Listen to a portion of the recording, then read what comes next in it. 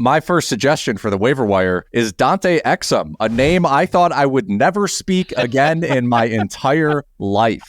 So Kyrie Irving is in a walking boot after Dwight Powell fell on him. Over the past 5 games, Exum has been in the starting lineup, averaging 17 points, 5 assists, 5 rebounds, and a steal. He's shooting 59% from the field. He's shooting 57% from 3. Those are going to come down. For his career, he's like a 30% three-point shooter in the NBA. But then last year, he's in Europe and he shot like 37, 38%.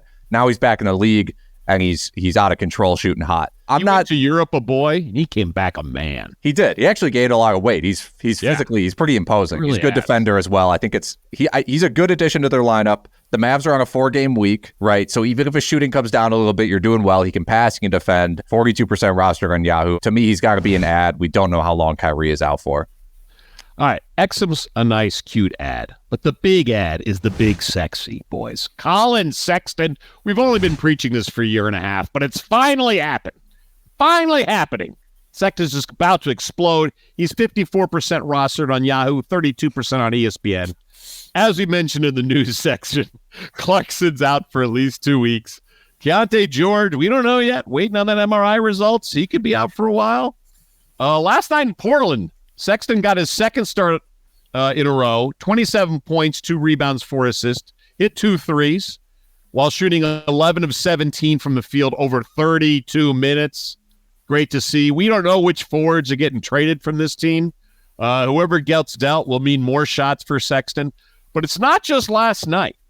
Sexton over the last 7 games, almost 19 points, over 4 assists, while shooting over 54% from the field, and elite free throw shooting 94%.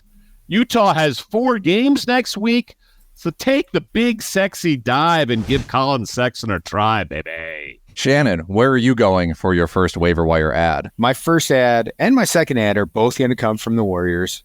Brandin Podziemski, AirPods. We were going to recommend him as a pickup even before he was announced as a starter last night. Prior to last night's game, 5 games preceding that, he averaged 12 points, 7.2 rebounds, 3 assists, 1 stock per game, 1.6 3-pointers, solid percentage, solid field goal percentage. Free throw, only 33% over that stretch, but he's not taking many free throws at this stage of his career, so it's not going to be too damaging. I love me some AirPods. I think he's an electric player. He's fun to watch. He fits the Warriors system well. I would not be surprised if he's even, whether he's starting or not, over that 5-game stretch as a non-starter, was still seeing 28 minutes per. I think he's going to see heavy minutes, that 25 to 30 range, even if he ends up coming off the bench again in the near future. He is worth a pickup in most 12-team leagues, definitely in 14-team leagues. He's rostered in about 30% of leagues, a little bit above that right now. Go scoop him up. My second waiver wire suggestion is my man, Tari Eason. I've been waiting so long to say this name. He is on, I really need to make like an Alex Barutha sort of like fantasy. I don't even know, like my guys. Because it's like he was the video cover guy at least once last season. At least once. I think it's exciting for one of your guys to actually be good. I know. Ouch. Tari Eason, Naz Reid. Other guys along these lines are some of my favorites. Eason, 34% rostered in Yahoo leagues. The past 2 games, these are his totals: 43 points, 28 rebounds, 3 steals, 2 assists, and a block in 54 minutes. Look, we saw it last year, what he could do per minute. There's a reason people were drafting Eason in the back end of probably their deeper league drafts this season. Per 36 this year, he's averaging 16 and 13 with 2 assists. I think it's 2 steals and a block, or 2 blocks and a steal. I don't know why I didn't write down which was which. But Houston also plays 4 games this week. So if you have any concerns about his minutes, maybe he only plays 17 a game because a men's back and guys are healthy, I think you can still get value because, again, per minute, he's crazy. And with the upside of him playing closer to 25 minutes a game, you just got to add him while he's hot. Ken, who's your second ad? Isaiah Hartenstien, backup center for your New York Knicks, 45% rostered in Yahoo. Mitchell Robinson is out until early February. Now, this happened last year, and last year they started Sims, but Hartenstien would always get more minutes. In the last 5 games, Hartenstien, a little over 6 points, but 9 rebounds and almost 1.5 blocks while shooting 55% from the field. The Knicks have only 3 games next week. This is more of a 2-center league if you need a third center for a few weeks. Hartenstien, limited upside, but actually passes well for a center too. I like him backup center in 2-center leagues. Shannon, who's yours second pick? As hinted at, another Warrior, Jonathan Kuminga, 21-year-old forward for Golden State. Kuminga started playing very solid even before the Draymond suspension. In the previous 5 games, he had played 22 minutes off the bench, averaged 15 points, 5 rebounds, 1 stock, 58% from the floor, hitting 1.6 3-pointers. His 3-point shot definitely looks, it looks more true this year, especially in the last couple of weeks, than it has in past seasons. I think this is the opportunity Kuminga needs. He's had similar opportunities in the past, but the fact that he was already getting priority minutes over Andrew Wiggins before Draymond Green's suspension, now he's in the starting lineup. I do like him better in points-based leagues than rotisserie leagues. But if it's 12-teamer or deeper, I am scooping up Kuminga and hoping that he can seize this role and hold on to close to 30 minutes per night long-term with these Warriors. All right, Alex, who's your long shot of the week? It's another one of my guys, Matisse Thybulle. This is the opposite of Big Sex. Yeah, I'm sorry. If I put together an actual NBA roster of my guys, they'd win more games than the Pistons, but still not very many games. Yeah, look, they only have 3 games next week. This is not really like a short-term ad necessarily. Ken's falling asleep. This is more of a long-term, deeper league play because he's 19% rostered in Yahoo leagues right now. Look, last game is not a good example because he played 17 minutes because Portland got blown out by a Utah team.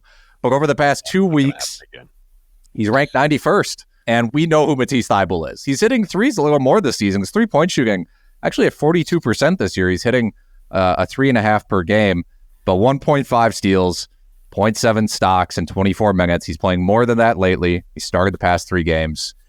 If you're in a 16-team league, you just have to roster him. I'm sorry to break it to everybody. You have to roster him. Well, I'm embarrassed to say I have a pick almost as boring as yours, Alex. I also couldn't think of a fun long-term pick, so I just went safe. With Taurean Prince of the Lakers, he's only managed in 13% of leagues. Lakers do have 4 games next week, unlike Thybulle's 3. And, last 3 games, almost 16 points, 4 rebounds, almost 5 triples while shooting 59%. Look, is he going to stay that hot? No, of course not. But he might for a few more games next week.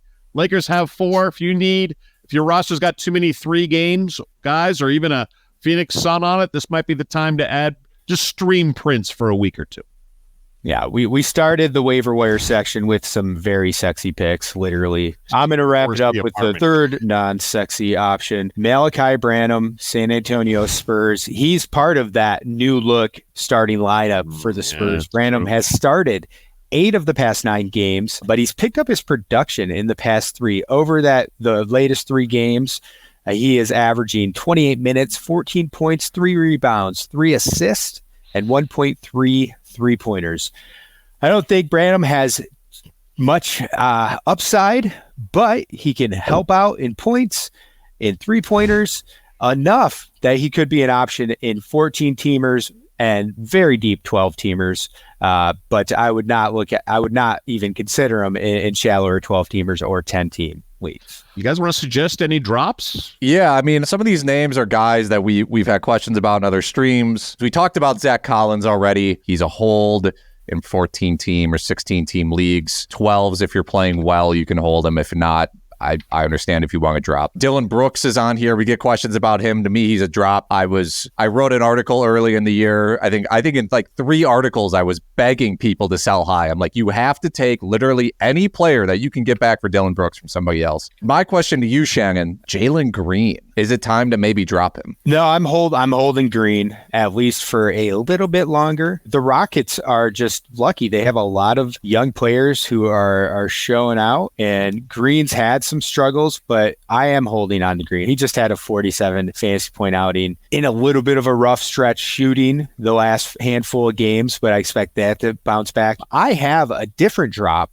despite being locked into the starting lineup and despite, our audience likely desire to have us not talk about the Pistons. It is time to drop Beef Stew, Isaiah Stewart, for the Pistons.